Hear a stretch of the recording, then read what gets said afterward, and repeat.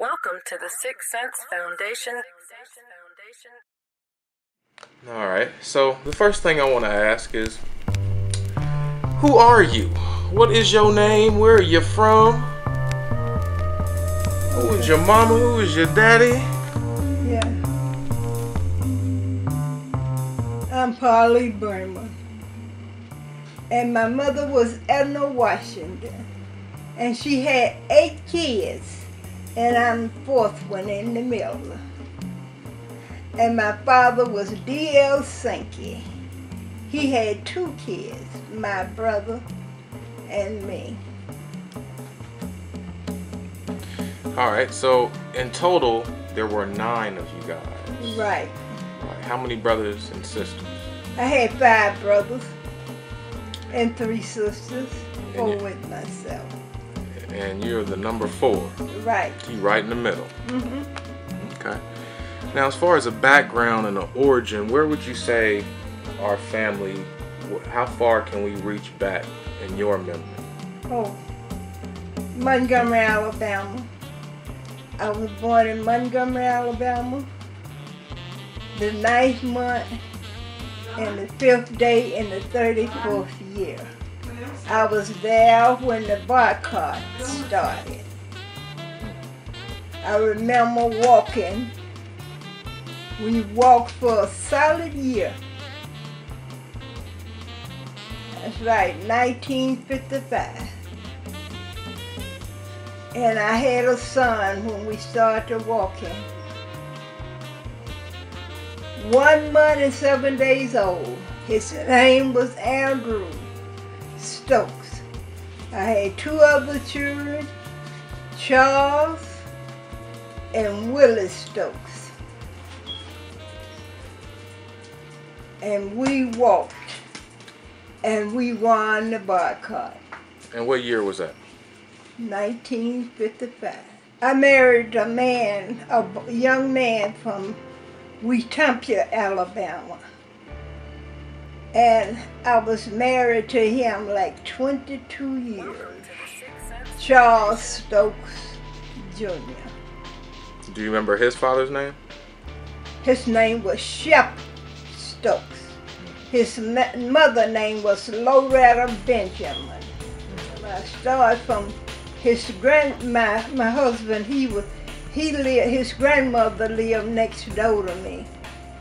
And his mother would catch the bus every Saturday and bring him down there to see his grandparents. Mm-hmm. So it wasn't no cold relationship.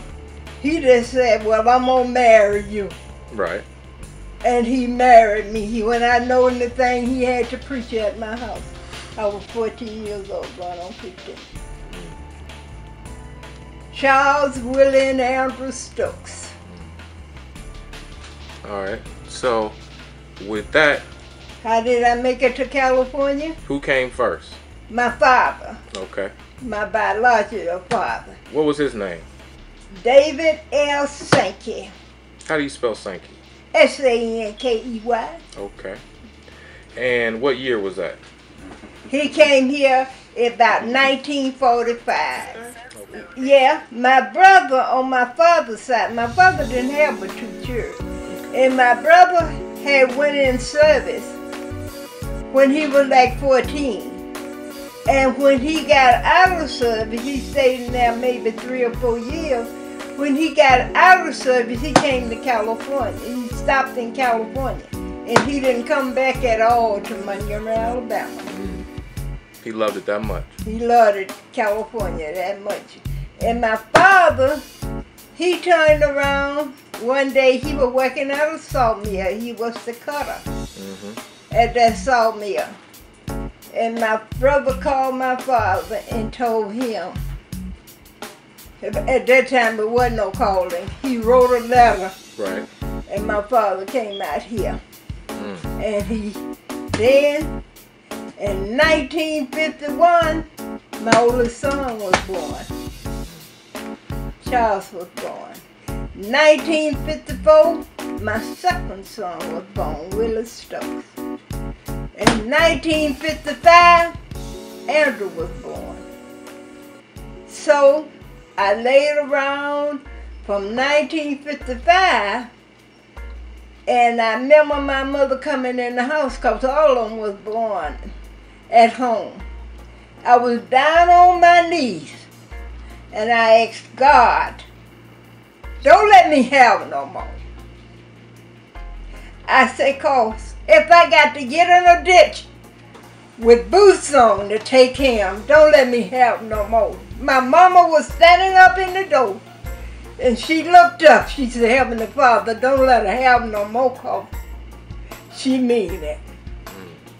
And my baby was born October the 28th, 1955, and I ain't had no more. In 1960, I was finna put on my clothes and get the bus out here. This is where my father was. I had wrote him and asked him to send me my fare. He did. He sent me $112 because he was looking for just me and my two sons. I hadn't seen my husband in a week. He come in, he said, where you going? I said, I'm finna go to California. He said, oh no. And he had bought a car in my name. I said, I can't leave this car here. And I can't drive, but I'm going to California. He packed his clothes and come with me. We drove all the way to California. And that's how you got here? That's how I got here. And what year was that? 1960. And what month? It's August the 28th. I was in California. I got here and I went to my father, because I had told him I was coming. He said something done happened to the car or something, because she's supposed to done been here. And I rolled up. He was standing my father was standing on the porch with his arm folded. He screamed so loud, he said, here she is with the kids. I sure did. So you made it in one piece. That's right. And he was extremely happy to see you. All right. And then that Monday, my sister-in-law come over to the house. She said, I'm going to ask the man, Leon, will he hire you? I said, okay. My husband got up and went down there to the market. And he showed them people how he could unload that truck. And he unloaded the truck and they had him their money. That's what happened. And I hadn't been here but 2 years. And I bought my home. That's right. When he seen Willie, he said, you keep him in school because he's going to be somebody. That's right.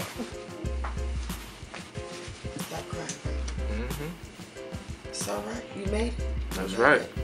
And you still? Avalon Deluxe Catering was my first job. And where was that? That was on Avalon 57 in Avalon. Did you have a drink of water? How long did you work at Avalon Catering?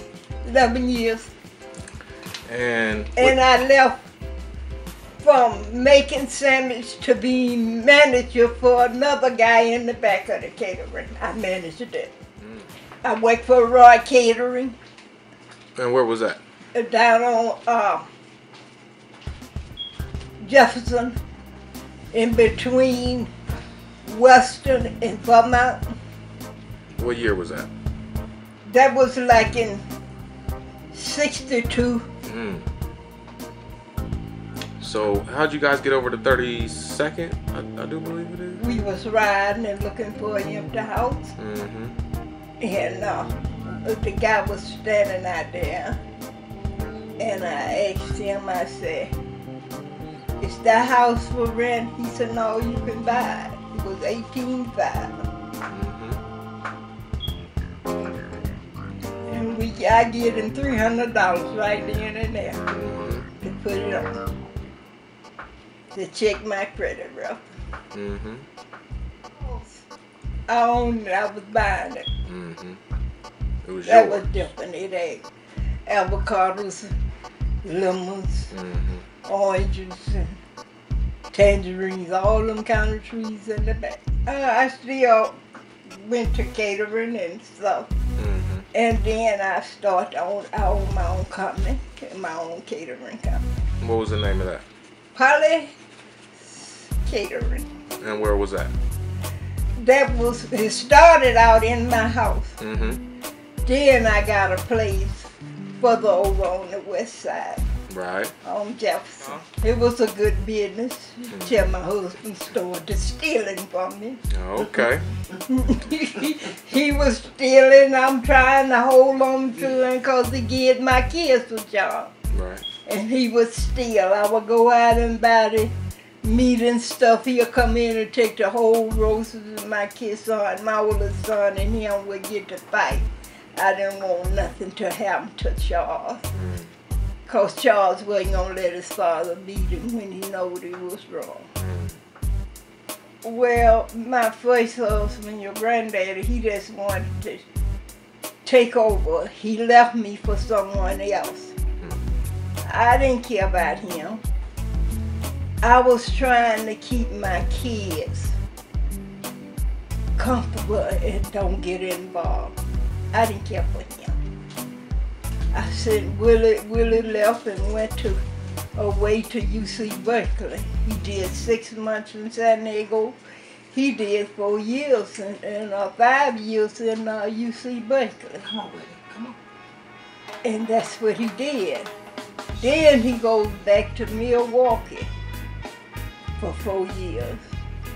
When he graduated from medical school, I went there. My brother on my father's side, I had made arrangements to leave at night, get the plane out that night. My brother said, he called me. He said, "What you finna do?"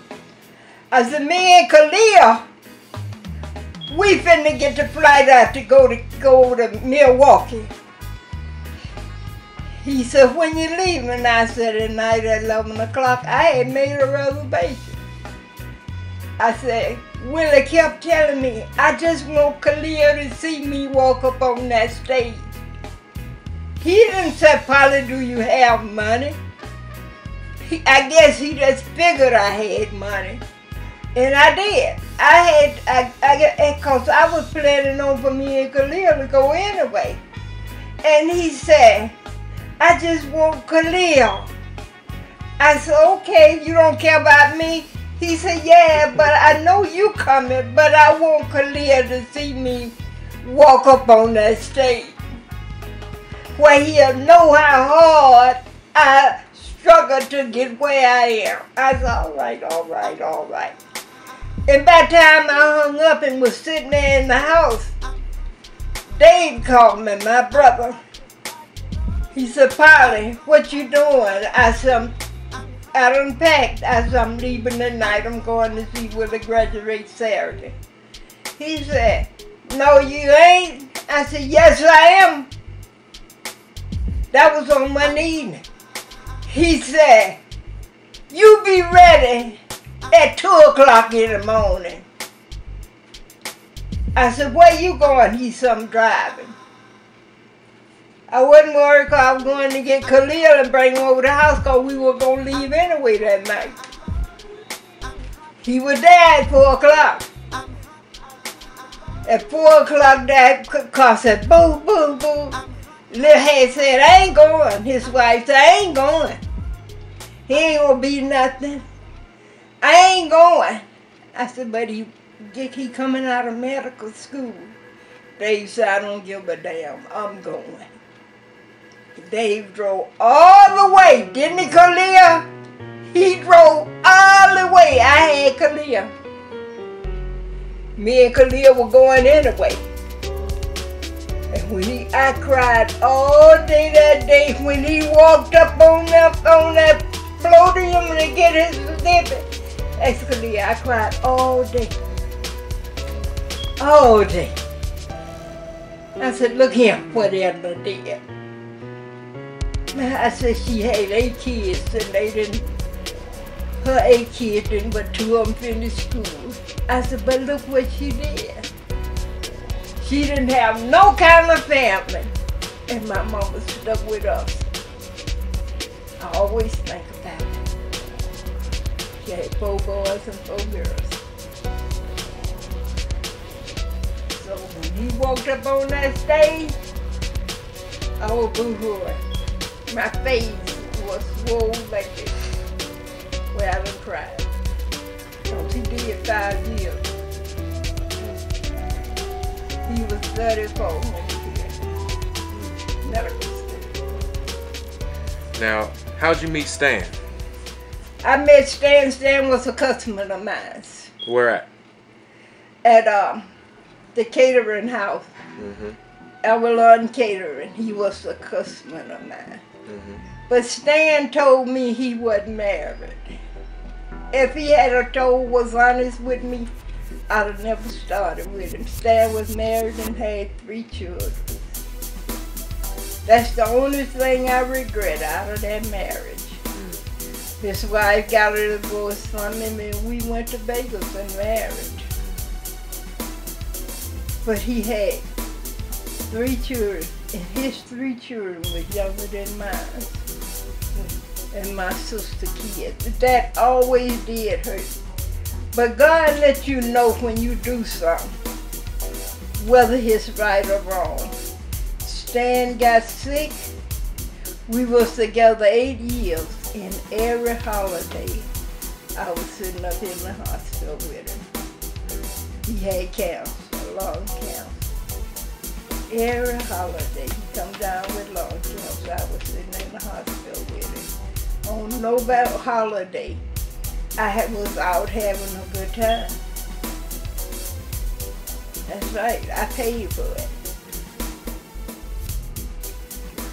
But if I had to live and go again, I would want Stan as my husband, but not sick. He was always good to me.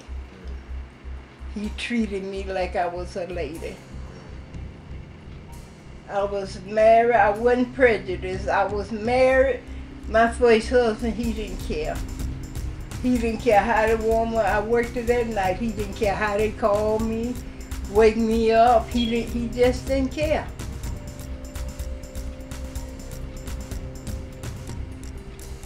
And they always didn't care what, I would go out and buy groceries. See, when I go out and buy groceries, if I left home, he'd come and steal the groceries. Mm-hmm. Okay, I was up on that hill on Overland. And where is that? On Overland in the near the Santa Monica Freeway. What city? Culver City. Mm-hmm. That's where I was. I went in that apartment. I stayed 22 years. And what? And you was the first what? Black person in it, moved in it. Okay. So how in the hell did you get in there?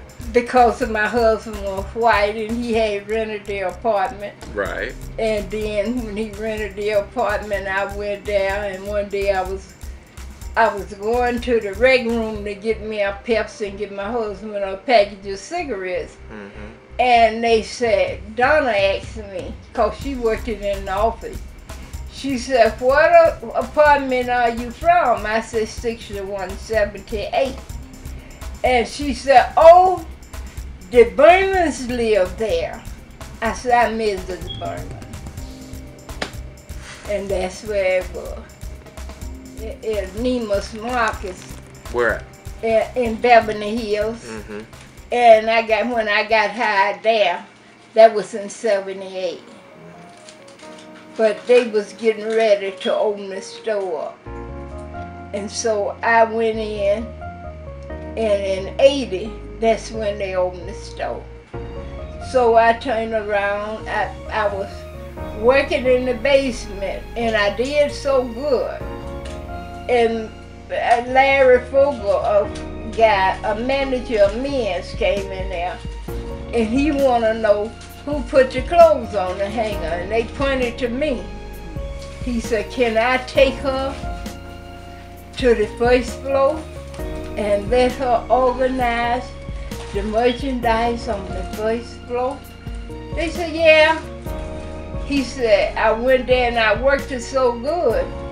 He told me, you ain't going back to the basement. You gonna stay up here with me.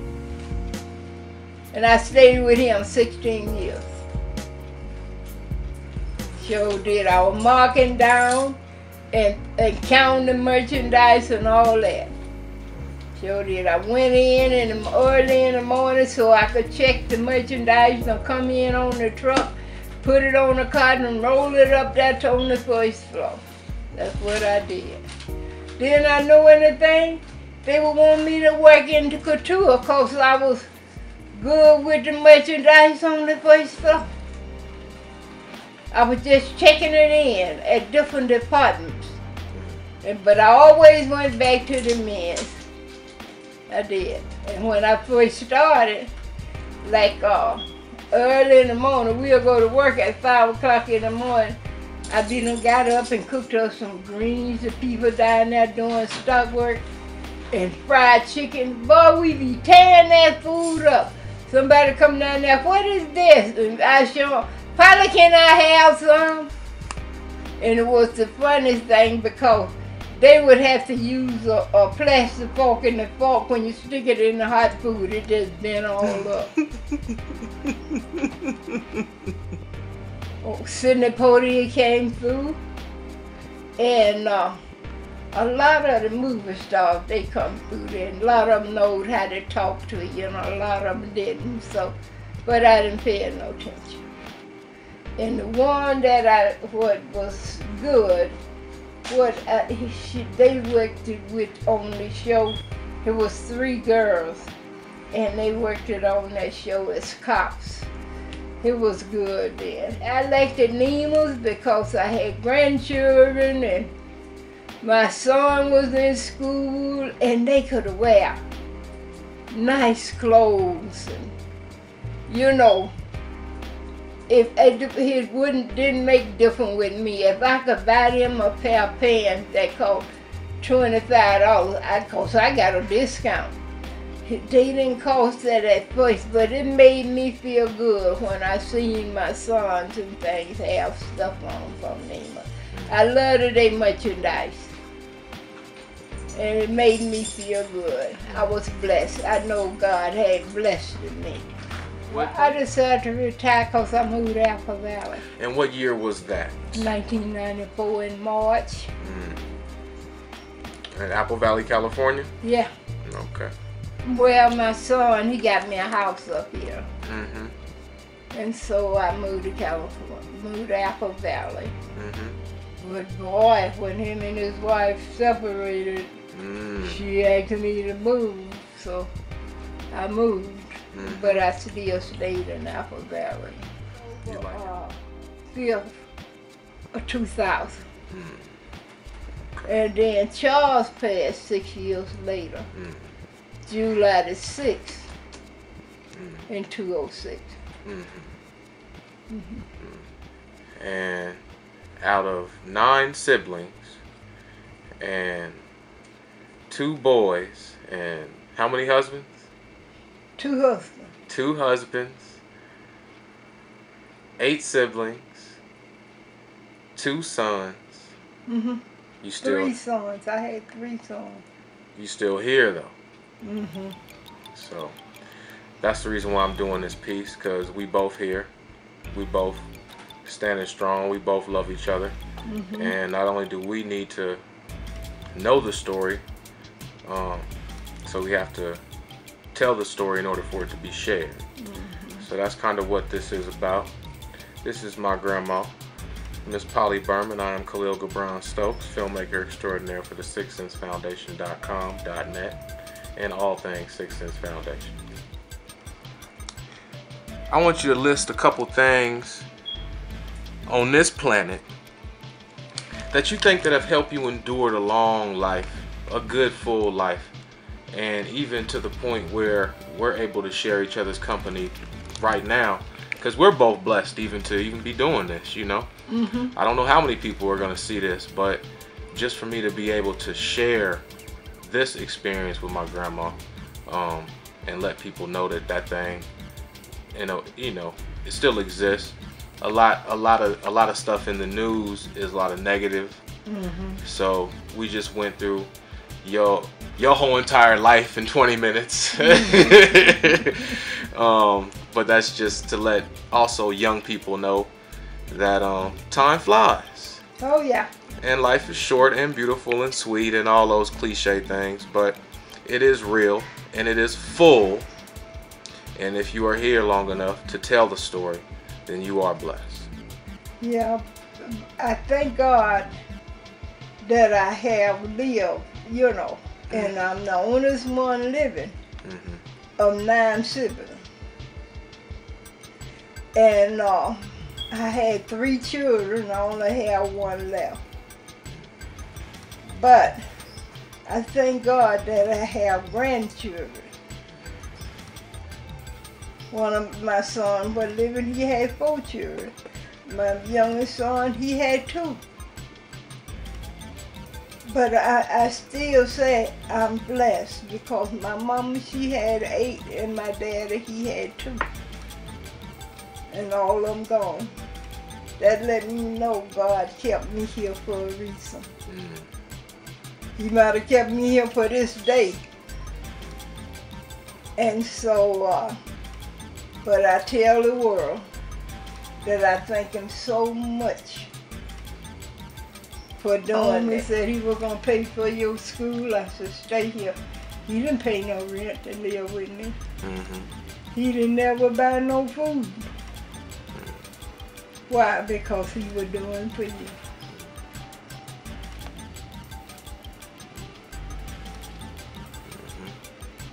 Those are some of the best times in the world, though, Grandma. You know, when you don't have a whole lot, sometimes that makes everything. Oh yeah. Because we ate good, we was in the best threads in the world, so you felt good. Yeah. And then when Pops went and did his thing, we was living good, so everybody was comfortable, and that's why we still here, because we had a good life. Yeah, they were. You know what I mean, Jelly Bean? Yeah, man. Alright, so we're going to close out this interview. This is Khalil Gibran once again. And we got DJ Polly Berman on the 1s and 2s. She's playing all the super sounds on the sound selector on your FM dial for the night. That's what my Uncle Drew would always say. Alright, Grandma, peace, man. Oh, yeah. Yeah. Alright. God is good. When? All the time. Better check your watch, baby. All the time. We're good. Yeah, Grandma. Peace out. They gon' holler when they hear it in a scream. DVDs and holler magazine is 4 eyes. I advertise 6 cents. Almighty Praise-a-thon, solar sauce. Make it till September the 5th, I'll be 83. That's a good life. I don't have no regrets. That's right. Yeah. I'm so glad we did this. I've been wanting to do this for a long time. Oh, yeah. Yeah, now we did it.